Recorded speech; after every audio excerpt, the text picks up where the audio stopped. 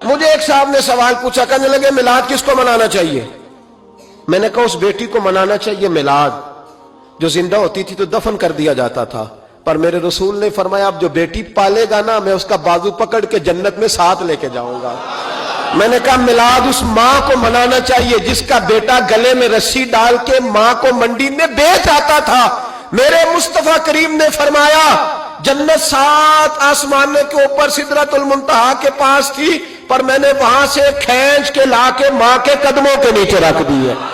میلاد اس باپ کو منانا چاہیے جس کی اولاد ڈنڈوں سے مارتی تھی، پر رسول کریم علیہ السلام نے فرمایا سن لو سن لو سن لو، اب جس کا ابا راضی ہوگا اسی کا اللہ راضی ہوگا۔ میں نے کہا میلاد اس غریب کو منانا چاہیے جو بھینس کی طرح بکری کی طرح منڈی میں بکتا تھا، پر مصطفیٰ نے کالے رنگ والے حبشی غلام کو سینے سے لگا کے کہا غریبوں کو چھوٹا نہ سمجھنا، میں اللہ کا رسول جب جنت میں جاؤں گا تو آگے بھی غریب ہوں گے، پیچھے بھی غریب ہوں گے، دائیں بھی غریب ہوں گے، بائیں بھی غریب ہوں گے۔ فرمایا امیر ویٹنگ لسٹ میں ہوں گے، 500 سال بعد جنت میں جائیں گے، غریبوں کے لیے جنت کے دروازے 500 سال پہلے ہی کھلوا دوں گا۔ اسے منانا چاہیے، میلاد منانا چاہیے۔ اور میں نے کہا مولوی سن، تجھے پوچھتا کوئی نہ، تیرا ذکر کوئی نہ کرتا، لیکن تو ممبر پہ بیٹھا ہے، تو محمد عربی کے نام کا کھا رہا ہے، تو علی کے نام کا کھا رہا ہے، تو عمر عثمان اور ابو بکر کے نام کا کھا رہا ہے، تو اسنین کا صدقہ کھا رہا ہے۔ تجھے نہ تیری کبھی کسی نے برادری پوچھی، نہ کبھی تیرا کسی نے ایڈریس پوچھا، نہ کبھی کسی نے تیری سند پوچھی، لوگ تیرے نعرے لگاتے ہیں، لوگ تیرے ہاتھ چومتے ہیں۔ پھر مان جا کہ تجھے صبح بھی میلاد منانا ہے، شام بھی میلاد منانا ہے، اور تجھے یہ کہنا چاہیے خس خس جنہ قدر نہیں میرا ایتے صاحب نو وڈیائیاں میں گلیاں دا روڑا کوڑا، ایتے محل چڑھایا سائیاں، تیرا کام تھا تیری آنکھیں بھیگی رہتی۔ اور اس بوڑھے کو بھی میلاد منانا چاہیے جس کے بارے میں میرے نبی پاک نے فرمایا سفید داڑھی والے کی جس نے عزت کی اس نے تو رب کی عزت کی، اس نے تو رب کی عزت کی میرے بھائی۔ اس مزدور کو بھی میلاد منانا چاہیے جس کے بارے میں نبی پاک نے فرمایا جو اپنے ہاتھوں پہ چھالے ڈال کے مزدوری کرتا ہے میں نے تو اسے رب کریم کا دوست بنا دیا ہے۔ ہر اس طبقے کو میلاد منانا چاہیے جسے میرے رسول نے عزت عطا فرمائی۔ اس بہن کو بھی میلاد منانا چاہیے جس کے بارے میں نبی پاک نے فرمایا اگر کسی کا باپ چلا جائے اور اس کے حصے میں بہنیں آ جائیں، 4 بہن 3 بہنیں یا 2 بہنیں بیاہ کے جو آیا تم سے، میرے محبوب نے فرمایا میری انگلیاں جڑی ہوئی ہیں نا، اس طرح میں اسے اپنے ساتھ جوڑ کے جنت میں لے کے جاؤں گا۔ اس بہن کو میلاد نہیں منانا چاہیے۔ میرے رسول پاک نے فرمایا جس کی بیٹی واپس آ جائے، طلاق ہو گئی یا بیوہ ہو گئی، واپس آ گئی، نہ بچ سکی واپس آ گئی، فرمایا واپس آنے والی بیٹی کی جو باپ خدمت کرے گا میرے رسول پاک فرماتے ہیں میں قیامت میں اس کا سفارشی بنوں گا۔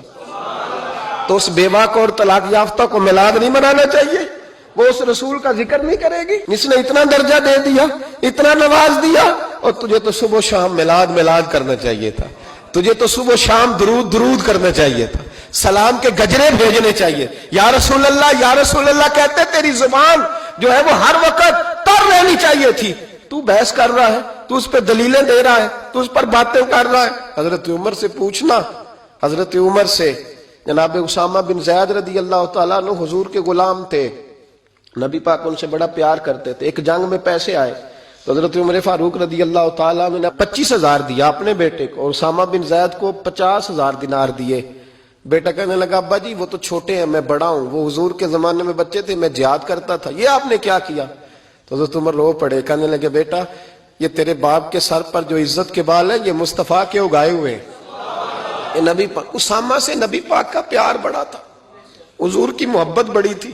بیٹا اس کے ناک سے رینٹ نکلتی تھی تو رسول پاک اپنے ہاتھوں سے صاف کر دیتے تھے، حضور اس کو گود میں بٹھاتے تھے۔ میں کیسے بھول جاؤں رسول پاک کے احسانات کیسے۔ حضرت عمر جا رہے تھے تو مکے کے رستے میں ایک تنا آیا، کھجور کا خشک تنا، حضرت عمر نے اس کو بازوؤں میں لے کے رونا شروع کر دیا۔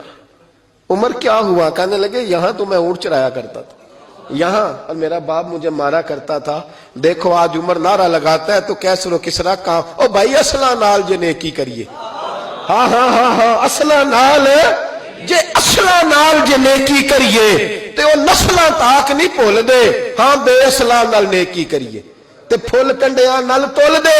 اور سن تیری دنیا بھی حضور کے صدقے بنی اور تیری قبر میں بھی کوئی ساتھ نہیں جائے گا, کوئی ساتھ نہیں جائے گا. قبر میں بھی مصطفیٰ کریم صلی اللہ ہو. اور دیکھنا قبر کے اندر بھی کبھی کوئی گیا ہے؟ قبر میں بھی رسول پاک, قبر میں بھی رسول پاک, قبر میں بھی رسول پاک. میرے استاد فرمایا کرتے تھے بتاؤ جس قبر میں نبی پاک آئیں گے وہاں عذاب کیا ہونا ہے؟ جب حضور ہی آ گئے تو عذاب کیا ہونا ہے؟ نبی پاک تو جدھر سے گزر جائیں رب وہ جگہ جنت بنا دیتا ہے. وہاں کیا عذاب ہونا ہے؟ وہاں تو دیدار ہونا ہے. تیری قبر میں بھی نبی پاک. اور حضور نے فرمایا میزان عمل پہ عمل تلیں گے تو پھر بھی میں تمہارے پاس ہوں گا. حضور علیہ السلام نے فرمایا پل صراط سے گزرو گے تو پھر بھی میں تمہارے پاس ہوں گا. اور میرے رسول پاک علیہ السلام نے فرمایا جب تم جنت میں جانے لگو گے تو پھر بھی میں تمہارے. تو بتا تیرے رسول تو ہر وقت تیرے ساتھ ہے, تو کب کب نبی پاک کے ساتھ ہوتا ہے؟ تو بتانا تو کب کب نبی پاک کے ساتھ؟ میں چھوٹے جلسے کا قائل ہوں, لمبی محفل میں گزارش کرتا ہوں دوستوں سے کہ لمبا جلسہ نہ کرو. لیکن ایک جگہ پہ میں گیا تو ایک بڑے پڑھے لکھے آدمی نے مجھے کہا مولانا ان کو سمجھائیں, آدھی رات تک بٹھائے رہتے ہیں, ان کو سمجھائیں. میں نے کہا میں سمجھاؤں گا پر آپ بھی ذرا اپنا لب و لہجہ تھوڑا دھیما کریں. تو پوری رات نہیں نبی پاک کے لیے جاگا اور میرے رسول تو ساری حیات تیرے لیے جاگتے رہے, ساری رات محبوب نے. کیا کہتے ہیں بریلی کے امام اعلیٰ حضرت فرماتے ہیں ان کی مہک نے دل کے غنچے کھلا دیے, وہ جس راہ چل دیے ہیں کوچے بسا دیے ہیں, میرے کریم سے گر قطرہ کسی نے مانگا دریا بہا دیے, دربے بہا دیے ہیں. اور اللہ کیا جہنم اب بھی نہ سرد ہوگا؟ اللہ کیا جہنم اب بھی نہ سرد ہوگا؟ رو رو کے مصطفیٰ نے دریا بہا دیے, رو رو کے مصطفیٰ نے. اور پھر کہنے لگے رو رو کے مصطفیٰ نے ان کے نثار کوئی کیسے ہی رنج میں ہو جب یاد آ گئے ہیں سب غم بھلا دیے, جب یاد آ گئے ہیں سب غم. اسی لیے تو ہم کہتے ہیں میلاد کھل کے مناؤ. رسول پاک کا میلاد بہانے کرتے ہیں, بہانے وہ کرتا ہے جس نے کام نہیں کرنا ہوتا, جس نے کرنا ہوتا ہے وہ بہانے. اعلیٰ حضرت نے جو پروگرام دیا وہ بڑا لمبا چوڑا ہے, کب تک کا تجھے کیا بتائے. اعلیٰ حضرت فرما گئے حشر تک ڈالیں گے ہم, حشر تک ڈالیں گے ہم پیدائش مولا کی دھوم, اور مثل فارس نجد کے قلعے گراتے جائیں گے اور خاک ہو جائیں عدو جل کر, مگر ہم تو رضا دم میں جب تک دم ہے ذکر ان کا سناتے جائیں.